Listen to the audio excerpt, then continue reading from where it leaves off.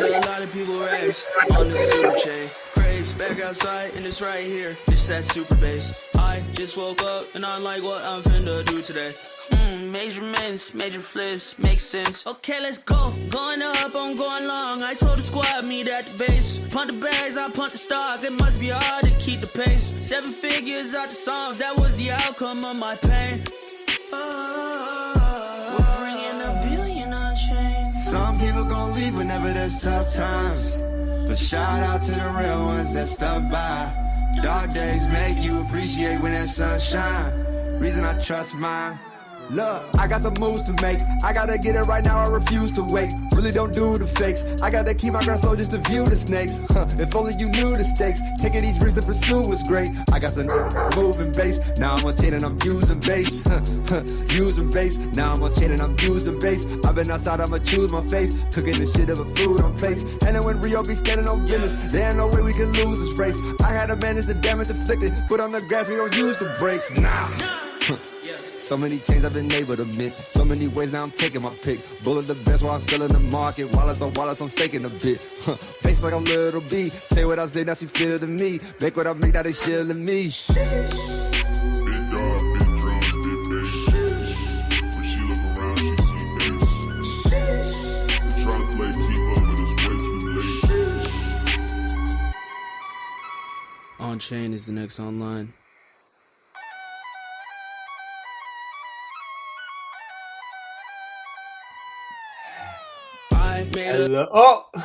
Hello everybody. Happy Monday morning, evening, wherever you are in the world. This is Jesse Pollack, and I'm super excited to be here. We are kicking off the Base Around the World tour with a highlight in Africa, where we've seen a ton of energy over the last 3 months. Just a quick overview. Base Around the World is a global campaign that Base and builders around the world are running to bring the world on chain. If you look at the data, what we see is that more than 70% of the world's builders are outside of the US. They're in markets like Africa, like Latin America, like Southeast Asia, like India, and they're building the future. And so we want to celebrate, support, listen to, and lift up those builders. And so we're running 4 build-a-thons in Africa, in India, in Southeast Asia, and in Latin America in parallel throughout the month of October. We're helping people build incredible products. We're helping people make change in their local communities. And then we're capping it all off with a world tour where I'm going to be going from Nairobi to Bangalore to Singapore to Manila, and celebrating with everyone all of the incredible progress that we made.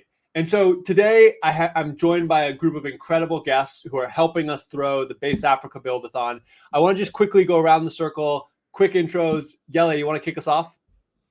Yes, Jesse, it's good to be here. Hi, everyone. I'm Yele, and I'm a co-creator of Onboard.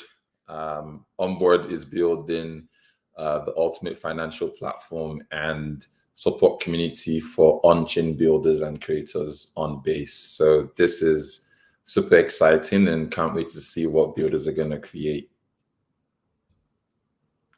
Yosef, you want to take us away next?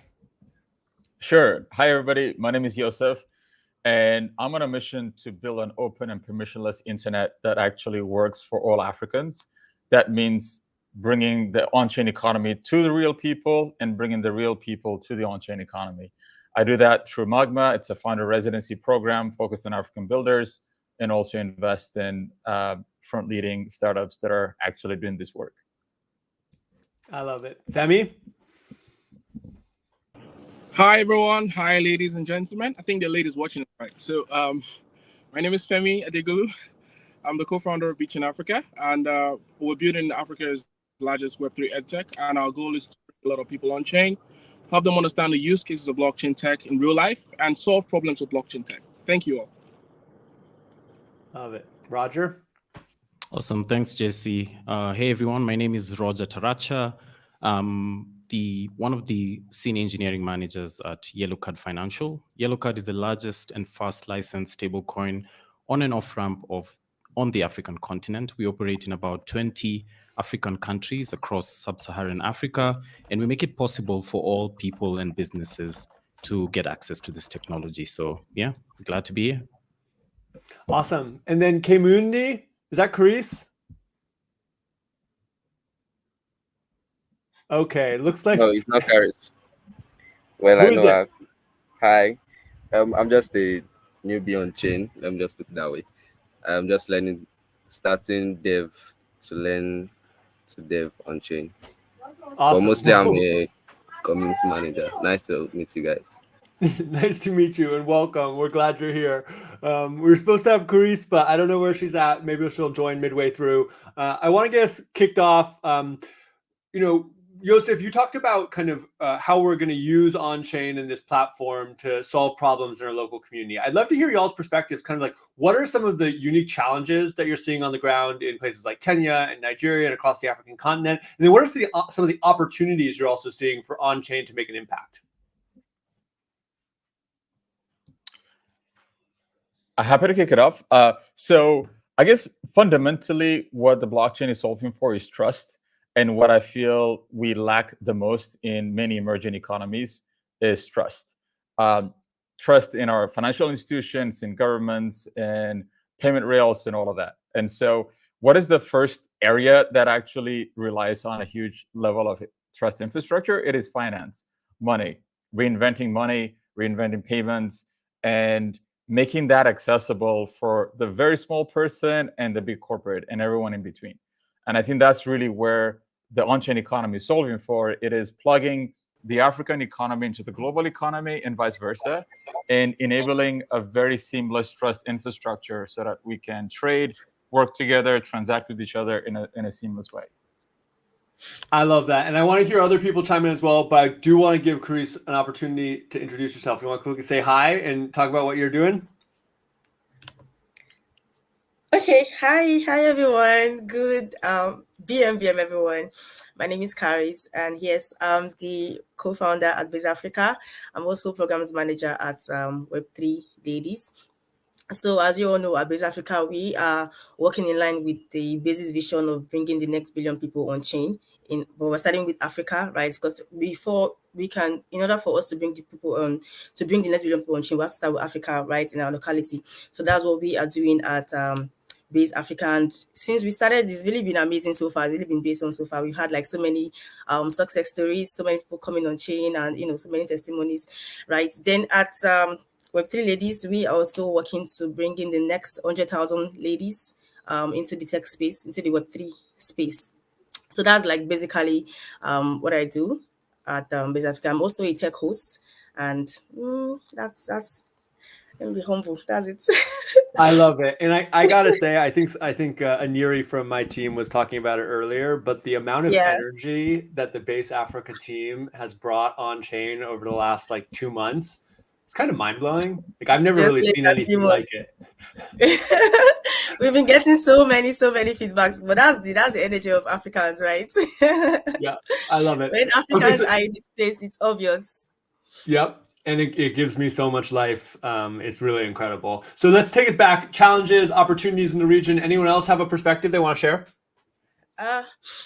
Okay, for me, I think that because when we're talking about challenges, first of all, in the blockchain space, one thing that we major problems, right? You can see that they're all centered around education, right? And so because people fear what they don't know, people rebuke what they don't know, right? And that's why, in as much as we've been seeing so many the increased rates in adoption in the blockchain space, there's still more work to be done. There's still so many places that people don't even know about blockchain, people don't even know about Web3 or even tech, right? And there's still like so much work to be done in terms of adoption.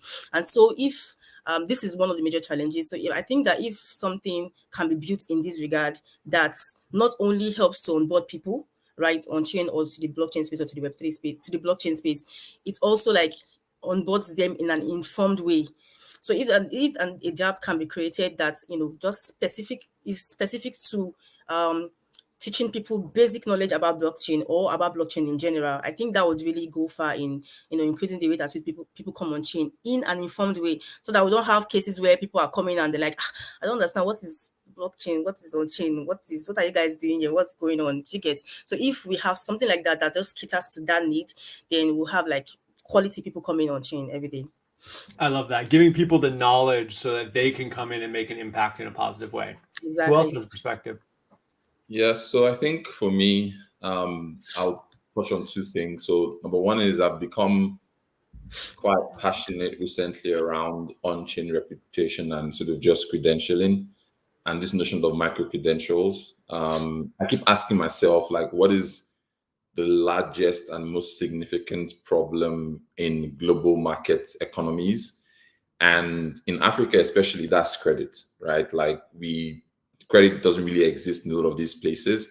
And if you're trying to bring people on chain and you give people like economic opportunities, which comes from access to credit and is affordable, give people earning opportunities, then I think like people will be rushing and sort of really coming on chain. So I'm really spending a lot of my time, drilling into that. And so I'm really interested to see anyone building anything around that space. I'm super excited about like base names. You can see I'm repping, base.eth in my name, and I see Carrie's doing it as well. I love sort of the composability of base names, and my mind has been sort of popping up. So super excited to see what folks to build in that regard. Second thing as well is that I spent a lot of time talking to people that are not yet on chain, and to get on chain it's almost like a financial experience, right? And I think like for a lot of people, when you introduce finance up front, it creates a lot of questions around trust and am I going to lose money? But if we could decouple sort of your first interaction with the blockchain and it's not really financial, then you can come in and play. When we first used the internet for the first time, it wasn't really, bring your credit card before you could use Amazon or Google. Like you just came online and did cool shit, right? So I'm kind of interested in things like that, and so those ideas, I think, will do a good job in onboarding more people because their first experience on chain is not necessarily financial. And then obviously on the finance aspect, which again is a critical piece of this on-chain economy, it's like building sort of micro credentials to help people build reputation that they own, that then unlocks access to opportunities and makes anyone anywhere come on chain and live a radically better life. I love that. And I think that both of those things, on-chain credit, it feels like we finally have the like low-level infrastructure to actually build the reputation systems and then start doing kind of like microcredit and giving people access to this like incredibly valuable financial resource. And then I think you're totally right on the kind of like first experience on chain. I feel like too often we're trying to force people to make like what are really big financial decisions right away. And the more we can kind of give them an easy on-ramp, give them something cool, fun, easy, that like isn't scary, and then combine that with the education that Carice is talking about, that feels like this combo that can then get people comfortable with the technology, and then we can kind of gradually educate them and give them access to more and more financial tools. Yes, sir. Femi, Roger, anything else to add from your guys' perspective? Yeah, sure. I can go next. Yeah, sure. Okay, sure. So for I think one of the major problems we're having right now is adoption and, of course, regulation. And I feel like a lot of builders want to build, and I think that the right environment is very key. The right sensitization is very key.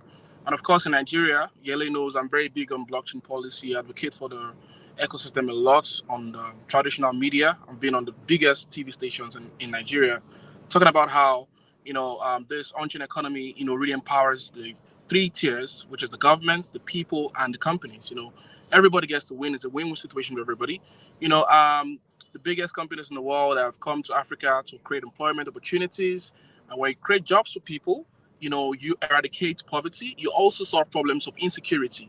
So for me, I am very big on, helping the government, helping business owners, helping individuals understand how big this on-chain economy is really going to empower lives throughout the continent. And for me, the Web3 has changed my life. A lot of people who are also been like nowhere for the past 3-4 years ago, we're doing quite well at the moment. And, I really think that the on-chain economy is going to bring something really, is freedom, financial freedom, people, ease of doing business, ease of, of making transactions, ease of travel, and seeing the world from a very bigger perspective. So I think, that what the on-chain economy is going to bring is quite huge. And the next 10 years, I don't know what Jess is thinking. I don't know what Vitalik is thinking, but it's really going to be huge. And I don't know what Yale is thinking, but there's a whole lot of innovation coming on chain. And the next 10 years is really going to be massive for the next generation of builders. Thank you. I love that. And I just want to say, Femi, thank you for your hard work in Nigeria advocating for common sense crypto policy and for creating kind of clarity for builders and businesses and people and the government to actually leverage this technology platform. You know, I'm in the United States and we're having the same fight in the United States. You know, I'm going on TV too. You know, I'm meeting with like the government too, trying to help them understand, hey, this isn't a scary speculative thing that's going to be putting people at risk. This is a new technology platform that's going to increase economic freedom, that's going to increase creativity, that's going to actually connect our world and give people a fair shot in this new economy. And it's so important for you and me and so many other people around the world to be having those conversations with policymakers and helping them understand the potential of this platform. So thank you so much. It's really incredible leadership. Roger? Yeah, sure. I agree with what everyone has shared. What I'll add is one of the things, one of the opportunities I see for builders is the opportunity to build and abstract from the complexity of blockchain and build apps or platforms and experiences that are more intuitive. And this ties into the whole financial literacy, because getting on chain sometimes can be a very clunky or challenging experience for some people. I'm trying to think, how do I onboard my grandma in the village on chain? When I start having that sort of perspective to the user experience, you'll find that people will start building solutions abstracted from the complexities of getting on chain.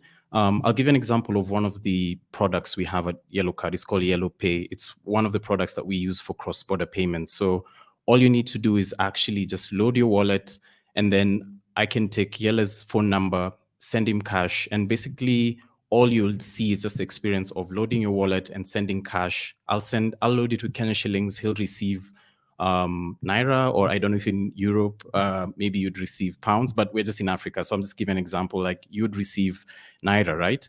And under the hood, you'd find that what we're doing is we're taking the Kenya shillings, buying stable, sending that on chain, and you receive the Naira equivalent for a fraction of the cost that you would if you're using like traditional finance like platforms. And it's secure, it's instant. When it comes to opportunities, maybe the second thing I'd mention, I know Yele mentioned something about microcredit. There's some guys in Kenya who are doing a fantastic job. They're called Haraka. And what they're doing is they're combining the power of coming on chain and trust. And they've basically modernized how we do saving circles. In Kenya, we call them chamas. So you're building, you're using the reputation of people in these particular saving circles, and you're bringing them on chain by using, we now have, they launched Kenya shilling stablecoin. So it makes it easy for them to come on chain and get access to those Kenya shilling denominated stablecoins, and also just convert that back to access to like USD based stable coins, right? So they're able to save and hedge against inflation. And that's a particular use case that they're using. The final thing I'll mention is maybe around an opportunity around tokenization. I've seen some people doing a fantastic job when it comes to bringing this technology to farming, because when it comes to farming, there's not a lot of transparency in terms of the supply chain, getting farmers better access to markets, even internationally, and then also access to financing. So there are definitely opportunities in the space. And yeah, I know that sometimes we're very biased towards like the financial services side of things, but when it comes to other aspects, whether it's even in tokenization like real estate or farming, this is technology that can definitely benefit a lot of people on the continent. Yep. I love that. And one thing that I particularly love that you kind of led with, Roger, is this idea that we just need to make great experiences that everyday people can use. This is something that we've been talking a lot about, is that we can't just build experiences that are good for crypto. We just need to build experiences that are good. and that are like better, 10x better than all of the other products that people have access to. And that's really got to be the bar for us. If we want to change the world, we're not going to get there by being incremental. We're going to get there by pushing ourselves and making sure that we're actually building products that change people's lives by giving them access to new tools, new capabilities in a really easy to use way that they can actually understand. Okay, so I want to go around the horn one more time, and I want to ask each of you to share one thing that you think would be awesome to see be built on chain that would help the African continent, and then one piece of advice that you'd have for builders who are building. Yele, you want to start us? I knew this was going to mention me first. I didn't even have enough time to think. So I think the number one rule I give with go. Femi's got it. Femi wants to go first. Go ahead. Can you hear me? Sorry, I'm on the way to the airport, so I'm heading to Nairobi tonight. So I don't want to be late. Oh shit! We can hear you. Keep going. Keep going. We can hear you. We can hear you. You just gotta go put one thing you want to see built. Oh no. Okay, Yele, back to you. That gave you a little bit more time to think. So I think I'll start with the advice, right? So the number one rule for me with like build-a-thons is that, don't try to build your entire product idea, during this 2 or 3 week period. Like, just focus on literally a minimum viable product or like a POC, a proof of concept that demonstrates that, this idea or concept that you have can actually work, right? So that'll be the number one thing. And then maybe number two is like, play around with some of the cool things that are around, like on-chain kit, base names, and just, unleash your creativity. And then in terms of like ideas, I would love someone to do something around like, a combination of on-chain education with some credentials. So I saw someone in the Base Africa group create like a Telegram onboarding bot. So imagine that with like education, like that interface with like educational materials, and then at the end of it, you get to generate, some NFT into like your Coinbase smart wallet. That would be like dope, right? So that if I saw that, I would definitely want to even give that a gram myself, to be honest. So love it. Yele, Yosef, one thing you want to see built, one piece of advice? Yeah, I'll do the same, start with the advice. So I don't think there's ever been a time in history where a person with a computer can actually go and build a piece of what a bank does. And in the past, we'd find, to build a bank, you basically needed to have monopoly, right? We're living in a time where we can all build pieces of a big mosaic that society uses.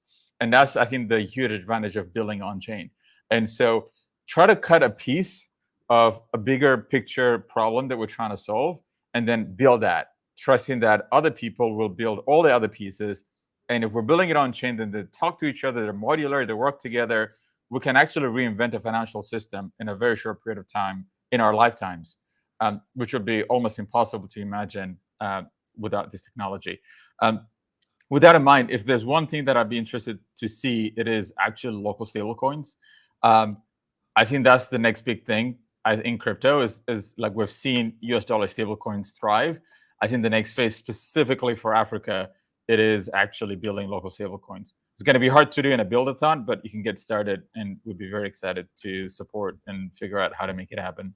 Huge +1 to that. And I think we need a local stablecoin for every country in Africa as soon as possible. It's a key part of giving economic freedom and sovereignty to African nations. And right now, I think there's a lot of value in the dollar proliferating because it can provide some stability. But I think we need to make sure that that doesn't become monolithic, and that we do give space and a platform for these African countries to grow their economies and to give easier onboarding for their citizens. So strong +1, and the base team will do whatever we possibly can to help anyone who's building a local stablecoin on the African continent.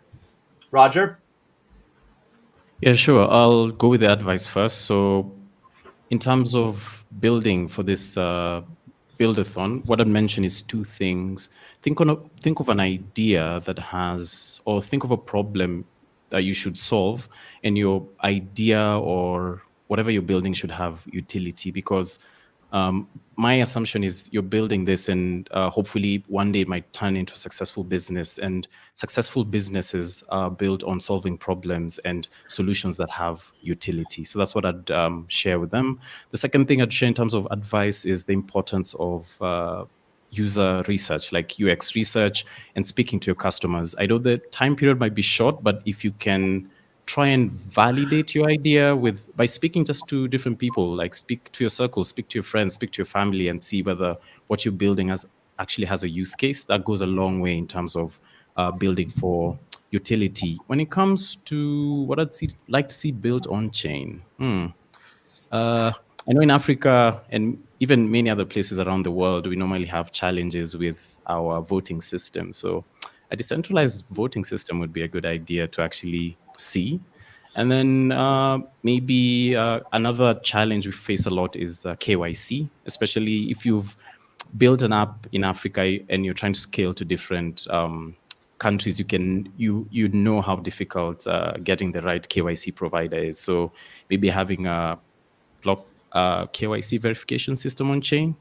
Just some ideas. That's it for me. I love both of those and that piece of advice. Chris? Okay, I was going to talk about the decentralized voting system before you talked about it, but yeah, I think that's one area we should actually look into, because in Africa, one major challenge that we have is corruption, right? And so starting from the voting processes, if we can have like a system where the voting is transparent and is on the blockchain, right? There's no it can be the data are immutable, right? They can be changed and everybody can see who is being voted. It will reduce the cases of election being rigged, as well as buying of votes and whatnot. So I think building something in that regard would really, really go a long way in shaping Africa and growing the whole Africa continent. And I think another thing that we can also look at building is I think everybody on this space is just really, really well aligned, right? Because something for the agricultural system to sort or to solve the supply chain, like a supply chain platform, right? Because most times we see cases, because I also did something like this in one hackathon I participated in with my team. We see cases whereby farmers are being exploited, right? They farm this produce, and I know that's one thing that Base is even solving when it comes to creators, right? The creators are actually creating this content and these impacts are not getting rewarded very well in this space, and that's why Base is there, and that's why the UBI is there as well to reward these people. So that same ideology or that same mentality for the agricultural system space, right? We see people, the farmers, farming these products, and they are being exploited. They buy this product at very low cost, very, very low cost, and then they sell it very high. So if you have a system where everything, the supply chain is on the blockchain, and we can see, the process of, getting these products down to the final consumer, then I think it's going to go a long way in reducing exploitation and even wastage of products. So yeah, we can also look into building something like that, and also building something for the healthcare, space. Healthcare records are doing like the record keeping is very terrible, right? So I think if we have something that will cater to that need, is going to go a long way in increasing patient care and just bettering the system at large. Then for advice, I would say that in as much as you're building something, you're not building for yourself alone, right? You're building for people. And just like Dami said, Saddam Hillary is like think globally. Sorry, I've forgotten how he said it. Something think globally, but starts with your local. Build locally with global relevance. Exactly. Think globally, but build locally. I think love it. globally but Locally, build think locally. locally. Exactly. So you have to think of, products that really, really solve needs in your locality. Because if you're not building something that solves in specific need in your environment first, then it's as good as nothing. So you have to really think from where you are to better where you are, before you can go globally and whatnot. Then I would also say leverage on basic strengths, right? Utilize base scalability, security, and developer tools to build quality dApps. Then one other thing I would say is collaboration. Collaboration is very, very key. Don't just say you're building and you want to just do it alone. Collaboration makes you get the work done faster, right? So I think you should seek to collaborate with other builders, share ideas. Apart from collaborating, also seek feedback, right? Seeking feedback helps a lot. I know some people might be scared that if they share their ideas to get feedbacks, someone might steal the idea and whatnot. But I tell you that even if someone tries to steal your idea, they can never execute it the way you would execute it. So yes, even ideas are spread abroad in our hearts. Like there's so many that ideas you can be thinking of, and 10,001 people are actually thinking of that same idea, right? So I think it's okay to seek feedback. There was one hackathon I participated in Accra, right? One thing that really helped my team was the fact that towards the last day, we actually went out and started talking to people about our projects and seeking feedback. And all the feedbacks we got we were able to put them back to better the project, and that was what made us scale and everything. So yes, seek feedback, collaborate, and also think about sustainability. Right, because in as much as you want to build something, you want to build something that can generate revenue creates value in the long term, right? You don't want to just build because you want to be for the hackathon and just get the money and run away. We want to build something that can last, something that is scalable, something that can keep growing and bringing all the changing, just better your finance and whatnot. So yes, we want to think of something that can scale when you. I love it. And awesome, y'all. I'm going to wrap us up. Thank you, Carice. Thank you, everyone, for contributing. The last thing that I want to say is you don't have to be a developer to build in the Build-a-thon. There's actually two tracks. You can build an on-chain app, or you can use on-chain tools to help your local community in a new way by bringing them on-chain. So everyone is a builder everywhere in the world. We're so excited. Basis for everyone. We're so excited to be in Africa later this year and so excited to keep building with all of you. Thanks, everybody. Have a great day. Bye, everyone. Thank you.